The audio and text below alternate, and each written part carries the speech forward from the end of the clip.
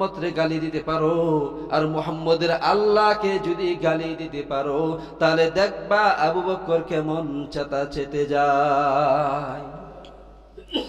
এবার সবগুলো ইহুদি দাঁড়াইয়া একজন ইহুদি শুরু করে দিল যে আবু বকর সিদ্দিক এর যে নবী আছে মুহাম্মদুর রাসূলুল্লাহ সাল্লাল্লাহু আলাইহি সাল্লাম, তিনার মতো ফকির মানুষ দুনিয়ার মধ্যে আর কেউ নাই, তিনার মতো খারাপ মানুষ আর দুনিয়ার মধ্যে কেউ নাই। মুহাম্মদের আল্লাহ ফকির, মুহাম্মদ ফকির, মুহাম্মদ ফকিরের ঘরে ফকির। এই গালিগুলো যখন দেওয়া শুরু করে দিয়েছে, আবু বকর সিদ্দিক রাদিয়াল্লাহু তাআলা আনহু বলেন, আহারে আমি তো রাসূলের জবান থেকে শুনেছি, রাসূল তো বলেছেন قال النبي صلى الله عليه وآله وسلم لا يؤمن أحدكم حتى أكون أحب إليه من والده وولده والناس أجمعين। রাসূল তো হাদিসের মধ্যে বলে দিয়েছেন ওই লোকটা ততক্ষণ পর্যন্ত পরিপূর্ণ ঈমানদার কামিল বান্দা হতে পারবে না যতক্ষণ না পর্যন্ত তার ধন সম্পদ এবং স্ত্রী এবং তার নিজের থেকে রাসূলকে মহব্বত আর ভালোবাসা না করবে। আমি আবু বকর তো সমস্ত সম্পত্তিগুলো রাসূলের জন্য দান করে দিলাম, আল্লাহর জন্য দান করে দিলাম, মুহাম্মদের জন্য কুরবান করে দিলাম, মুহাম্মদের আল্লাহর জন্য কুরবান করে দিলাম।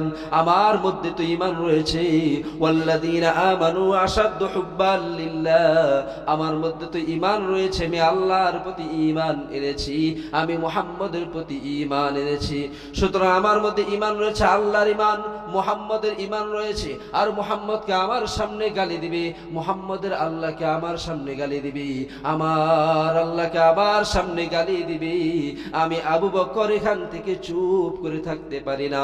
আবু বকর সিদ্দিক রাদিয়াল্লাহু তাআলা আনহু এক পা দুই পা যখন হাঁটে হাঁটে সামনে গিয়েছে, ইহুদির গালে একটা এমন জোরে থাপ্পড় মেরেছে জাগাত ইহুদিটা বেহুশ হয়ে পড়ে গিয়েছে। এক থাপ্পড়ে ইহুদির জমিনের মধ্যে কায়েদ হয়ে পড়ে আছে। বাকি যতগুলো ইহুদি ছিল সবাই এক এক করে দৌড়াই চলে গিয়েছে। যখন আবু বকর চলে গেল, ইহুদিগুলো চলে গেল, শয়তান ইবলিস এসে বলতেছে, কিরে এক থাপ্পড় খেয়ে জমিনের মধ্যে পড়ে আসো আর মুহাম্মদের বিরুদ্ধে কথা বলতে গেছো, মুহাম্মদের আল্লাহর বিরুদ্ধে কথা বলতে গেছো, এই সাহস নিয়ে বোধ হয় তুমি মুহাম্মদের সাথে লড়াই করবা, জিহাদ করবা। শোনো, তোমারে থাপ্পড় মেরেছে তাতে কি হয়েছে? মুহাম্মদের বিচারগুলো আদিল বিচার, মুহাম্মদের মতো সুন্দর বিচার আর জগতের মধ্যে কারো নাই। মুহাম্মদের কাছে যখন বিচারের জন্য গিয়েছে, এবার রাসূল সাল্লাল্লাহু আলাইহি সাল্লাম সমস্ত ইহুদিদেরকে বলতেছে যে দেখো, এই থাপ্পড় যদি মেরে থাকে খলিফাতুল মুসলিমিন ওমর মারতে পারে, আবু বকর সিদ্দিক মারতে পারে না, কারণ আবু বকরের মেজাজটা এইরকম না। এক পর্যায়ে তখন এদের সাথে অনেক কথাবার্তা হয়ে যায়। আবু বকর সিদ্দিক রাদিয়াল্লাহু তাআলা আনহুকে যখন ডাকা হয়, আবু বকরকে জিজ্ঞাসা করা হয়, হে আবু বকর বলো, এই ইহুদির গালে থাপ্পড় কে মেরেছে? আল্লাহ রাসূলের সামনে আবু বকর চোখের পানিগুলো ছেড়ে বলে, ইয়া রাসূলুল্লাহ, ইয়া হাবিবাল্লাহ, বিয়াদবি হলে আমারে মাফ করবেন, আমারে ক্ষমা করবেন, যদি আরেকটু অনুমতি দেন আমি ইহুদির গালে আরেকটা থাপ্পড় দিয়া দেই। রাসূল চিন্তা করলেন, যেহেতু আবু বকর চেতে গিয়েছে অবশ্যই কোনো কারণ রয়েছে। বলে, কেন থাপ্পড় মেরেছে? বলে, আমরা কোনো কিছুই বলি নাই, আমরা দাঁড়িয়ে আছি, হঠাৎ আবু বকর এসে আমার গালে থাপ্পড় দিয়েছে। বলে, না না না, আবু বকর এমনিতেই মারতে পারে না, অবশ্যই কোনো না কোনো কারণ রয়েছে। বলে, ইয়া রাসূলুল্লাহ, ইয়া হাবিবাল্লাহ, আপনি তো মুহাম্মাদুর রাসূলুল্লাহ, আপনার মাঝে তো আদল বিচার রয়েছে, শ্রেষ্ঠ বিচার রয়েছে, আপনি এই বিচারটা সঠিকভাবে কোরআন সুন্নাহ অনুযায়ী আমাদেরকে করে দেন। ইহুদির বক্তব্য, কোরআন সুন্নাহ অনুযায়ী সঠিক বিচার করে দেন। কারণ ইহুদি জানে যে মুহাম্মদ যদি বিচার করে সে কোরআন সুন্নাহ অনুযায়ী সঠিক বিচারটাই করবে। মুহাম্মদুর রাসূলুল্লাহ সাল্লাল্লাহু আলাইহি সাল্লাম বলেন, হ্যাঁ সঠিক বিচার হবে। ইহুদির গালে আবু বকর যখন থাপ্পড় মেরে দিয়েছে, ইহুদি এখন আবু বকরের গালে থাপ্পড় মেরে দিবে। হঠাৎ খলিফাতুল মুসলিমিন ওমর ফারুক রাদিয়াল্লাহু তাআলা উপস্থিত হয়ে গেলেন। বলে, ইয়া রাসূলুল্লাহ, ইয়া হাবিবাল্লাহ, আমি কেমন জানি এখানে একটা গ্রান পাই, আবু বকরের কোনো দোষ নাই, ইহুদির সবগুলো দোষ, এমন একটা আমি গ্রান পাচ্ছি। কারণ খলিফাতুল মুসলিমিন ওমর রাদিয়াল্লাহু তাআলা কে আল্লাহ তাআলা নবীর মতো সম্মান দান করেছেন, সুবহানাল্লাহ। কারণ সে বুঝতে পারেছে আবু বকর এমনিতে মারা নেই, কোনো কারণ বশত মারছে। এক পর্যায়ে যখন সাক্ষীর ব্যাপারে কথাবার্তা আলাপ আলোচনা হতে হতে চূড়ান্ত পর্যায়ে যখন চলে যায়, এমন সময় আল্লাহ রাসূল বলে, ও ইহুদি, তুমি একটা থাপ্পড় আবু বকর সিদ্দিকের গালের মধ্যে বসায় দাও।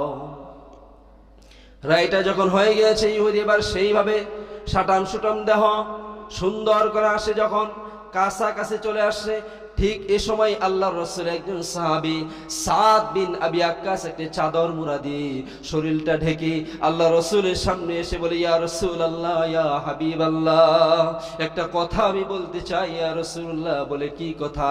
বলে, আবু বকরের গালে এই মুহূর্তে থাপ্পড় দেওয়া যাবে না। বলে, কেন? আমি আপনার কথা শুনে ইসলাম ধর্ম গ্রহণ করি নাই, আমি আপনার কথা শুনে কোনোদিন ইসলাম ধর্ম গ্রহণ করি নাই। আবু বকর সিদ্দিক আমার কাছে বারবার একাধিকবার গিয়েছে, আর আপনার শান এবং মান নিয়ে আমার কাছে কথাগুলো বলেছে, আল্লাহর জাত ও সিফাতের কথাগুলো আমার কাছে বলেছে।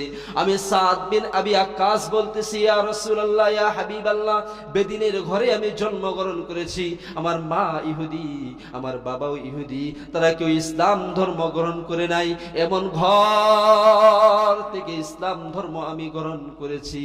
ইয়া রাসূলুল্লাহ, ইয়া হাবিবাল্লাহ, যেদিন ইসলাম ধর্ম আমি গ্রহণ করি, আমার পরিবারের লোকেরা লোহার একটা চিরুনি গরম করে আমার শরীরের মধ্যে, পিঠের মধ্যে ওই গরম চিরুনিটা দিয়ে এমন যে টান মেরেছে, আমার শরীরের মাংসগুলো খসে খসে সবগুলোই পড়ে গিয়েছে। চাদরটা উঠাইয়া দেখাই, ইয়া রাসূলুল্লাহ, ইয়া হাবিবাল্লাহ, আপনি আমারে চিনতে পারছেন নি? বলে, হ্যাঁ, আমি তো তোমাকে চিনতে পেরেছি, তোমার হাতেই তো, তোমার হাতে হাত রেখে তো আবু বকর তোমাকে কালেমা পড়াইয়া মুসলমান বানাই দিয়েছে, তুমি তো সেই সাহাবী সাদ বিন আবি আক্কাস। সাদ বিন আবি আক্কাস বলে, ইয়া রাসূলুল্লাহ, ইয়া হাবিবাল্লাহ, এই যে একটা বিচার আপনি করতেছেন, সমাধান করতেছেন, এখানে আবু বকর নির্দোষ, আবু বকর কোনো দোষ করে নাই। আমি সাদ বিন আবি আক্কাস সাক্ষী দিচ্ছি, ইহুদির সমস্ত দোষগুলো, এখানে আবু বকরের কোনো দোষ নাই। কিন্তু রাসূলের কথা হলো যে না, সাক্ষী না থাকলে আমার বিচার সঠিক হবে না। আবু বকরের পক্ষে কোনো সাক্ষী নাই, ইহুদির পক্ষে অনেকগুলো সাক্ষী রয়েছে। এক পর্যায়ে যখন সাক্ষী আবু বকর সিদ্দিক রাদিয়াল্লাহু তাআলা আনহু উপস্থিত করতে পারলেন না, আল্লাহ রাব্বুল আলামিন স্বয়ং জিবরিল আলাইহিস সালাতু সালামকে বলেন, এর জিবরিল, আবু বকর আমার নবীকে এতটা মহব্বত করে, এতটা ভালোবাসে, আরবের মধ্যে সবচাইতে ধনী মানুষ হলেন আবু বকর সিদ্দিক, ওনার মতো কাপড়ের ব্যবসায়ী বড় আর আরবের মধ্যে কেউ নাই, মদিনা শহরের মধ্যে কেউ নাই, সবচাইতে বড় ব্যবসায়ী, তিনার ধন সম্পদগুলো আমার জন্য কুরবান করে দিয়েছে, রাসূলের জন্য কুরবান করে দিয়েছে। আজ বদ হয় আমার পক্ষে ঈমান আনার কারণে, আমার পক্ষে জিহাদ করার কারণে, আমার পক্ষে অটল থাকার কারণে আমাকে এত পরিমাণে মহব্বত করে ভালোবাসে। ওই ইহুদির বাচ্চারা গালি দিয়েছে, আবু বকর সহ্য করতে পারে নাই, এক পর্যায়ে তাকে থাপ্পড় মেরে দিয়েছে। তুমি মুহাম্মদের কাছে আমার আয়াতটা নাজিল করে দাও, মুহাম্মদের কাছে আমার ওহীটা পৌঁছায় দাও, আমার বার্তাটা পৌঁছায় দাও, আমার কথাটা পৌঁছায় দাও। ঠিক এই সময় জিবরিল আলাইহিস সালাতু সালাম বলে, ইয়া রাসূলুল্লাহ, ইয়া হাবিবাল্লাহ, এইমাত্র আপনার কাছে ওহী এসেছে, ইহুদির পক্ষে হাজার হাজার সাক্ষী রয়েছে, অনেকগুলো সাক্ষী উপস্থিত করেছে, কিন্তু আবু বকর সিদ্দিকের পক্ষে স্বয়ং আল্লাহ নিজেই সাক্ষী দিয়েছে। সুবহানাল্লাহ। এজন্য দেখবেন শয়তান একটু জোর বেশি থাকে, যারা দুষ্ট মানুষ এদের জোর বেশি থাকে, যারা শয়তান এদের জোর বেশি থাকে, যারা হকের পক্ষে থাকে এদের একটু শক্তিটা কম থাকে, কিন্তু কম শক্তির মধ্যে এত পরিমাণে আল্লাহ রাব্বুল আলামিন বরকত দান করে, এরাই সর্বশেষ বিজয়ের মালা পরে।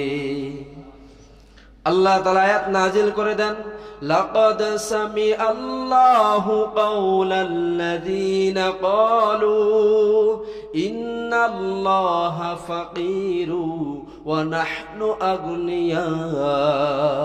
আল্লাহ আয়াত নাজিল করে বলে, ইয়া রাসূলুল্লাহ, ইয়া হাবিবাল্লাহ, আমি স্বয়ং আবু বকরের পক্ষে সাক্ষী দিই, অবশ্যই অবশ্যই তারা বলেছে, লাকাদ সামিআল্লাহ, আমি আল্লাহ শুনেছি, কাওলাল্লাযীনা ক্বালু, তারা বলেছে, ইন্নাল্লাহা ফাকীরু ওয়া নাহনু আগনিয়া, তারা বলেছে আল্লাহ ফকির, মুহাম্মদ ফকির, এবং তারা সবাই নাকি ধনী, কোটি কোটি টাকার মালিক, অনেক সম্পত্তির মালিক। তারা বলেছে আমরা হলাম ধনী মানুষ, তোদের আল্লাহ ফকির, মুহাম্মদ ফকির, মুহাম্মদের মতো ফকির আর মানুষ কেউ নাই। স্বয়ং আল্লাহ যখন আবু বকর সিদ্দিকের পক্ষে যখন সাক্ষী দিয়েছে, রাসূল কোরআন সুন্নাহ অনুযায়ী এমন বিচার করেছে, সাথে সাথে ইহুদিগুলো জাগাত রাসূলের সামনে বলতেছে, ইয়া রাসূলুল্লাহ, ইয়া হাবিবাল্লাহ, আমরা আপনার হাতে তওবা করে ইসলাম ধর্ম আমরা গ্রহণ করে নিলাম। লা ইলাহা ইল্লাল্লাহু মুহাম্মাদুর রাসূলুল্লাহ সাল্লাল্লাহু আলাইহি সাল্লাম। এজন্য আমাদেরকে মনে রাখতে হবে যে আমরা রাসূলকে সবচেয়ে বেশি কি মহব্বত করব, ভালোবাসবো মুখে নাকি নাকি কাজে বিশ্বাস করে। আমি মসজিদওয়ালাদেরকে খুব ভালোবাসি, মাদ্রাসাওয়ালাকে খুব ভালোবাসি, গরিব দুঃখী অসহায় মানুষকে খুবই ভালোবাসি, এদের সহযোগিতা প্রয়োজন হলে তখন আর নাই। এই ভালোবাসার কোনো দাম আছে? এই ভালোবাসার দাম নাই। সুতরাং আল্লাহ এবং তার রসুলকে ভালোবাসতে হবে কাজে মিলে, নাকি বলেন? কাজে ভালোবাসতে হবে।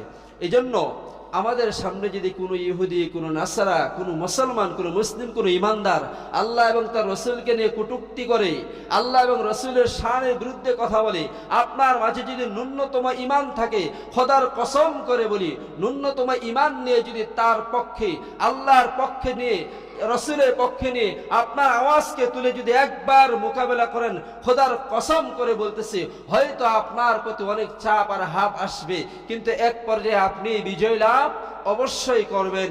এজন্য রসুলের মহব্বত, ভালোবাসা যদি আমাদের মাঝে ন্যূনতম থাকে, অবশ্যই রসুলের পক্ষেই এবং আল্লাহর পক্ষে স্লোগান কি থাকা লাগবে, আর দুনিয়ার আউল ফাউলের পক্ষে থাকা যাবে না।